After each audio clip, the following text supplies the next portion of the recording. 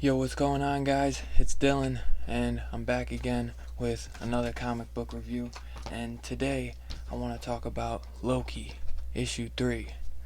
Man, this series caught me by surprise, cause I wasn't even gonna put it on my poll list, and then I didn't even grab that issue that had the War of the Realms Omega, that had like the Jane Foster, the Loki, and then some other title, like all three stories in one. And I didn't grab that because I didn't plan on grabbing Loki. Then Comic Book University raved how good it was, and I decided to pick up the first issue. And you know what? I really liked it, man.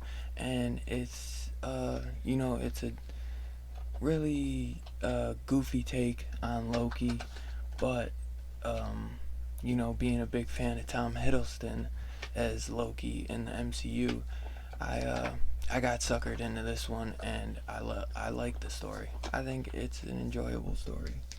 And basically, it starts off. It's Loki goes to the what he thinks is the Asgardian library, which he finds out that it's actually the House of Ideas, and the Asgardian what he thought was the Asgardian library was just one section of like the biggest library in all of the world, all of the eternity, basically. So what was it? The children of eternity are the ones that basically come up to Loki telling him this information. Like one of them's called Now, the other's called Then, and they're pretty cool. I like them. And they're up to something, I think. I mean, they're talking about like Spider-Man and Thor making deals, but they basically said that they just did these things on purpose so that like heroes would live longer, and be able to like finish their stories. Like it was actually funny. They talk about, he's like, geez, he's like, how, he's like, whose books are all those? They must be Thor's. And he's like, no, it's actually Spider-Man's. And then he's like, dang, whose bookshelf is that? And it's even bigger. And he's like, oh, that's Wolverine's. And I thought that was just kind of funny.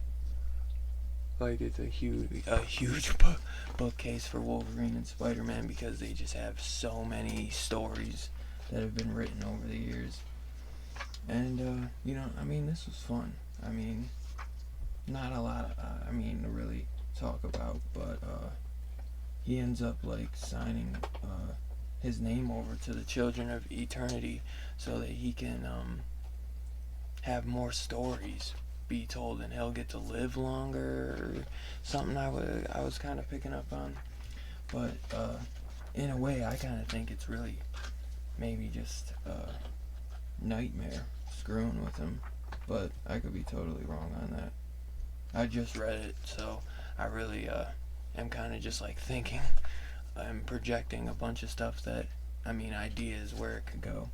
But honestly, it's just a fun book.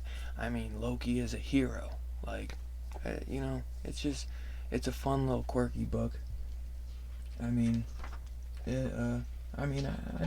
I'd check it out. It looks like it's gonna take a deeper turn, where we're gonna talk about, some of the things that happen in War of the Realms. Like, this story is coming right out of War of the Realms, so it's Nightmare's basically, screwing with him, saying he knows his secret. So we'll end up seeing what goes down in issue 4 next month. But yeah, man, I'm gonna keep this one short. This was a great book. Check it out if you're watching the review. Like and subscribe, and I'll see you on the next review. Peace out.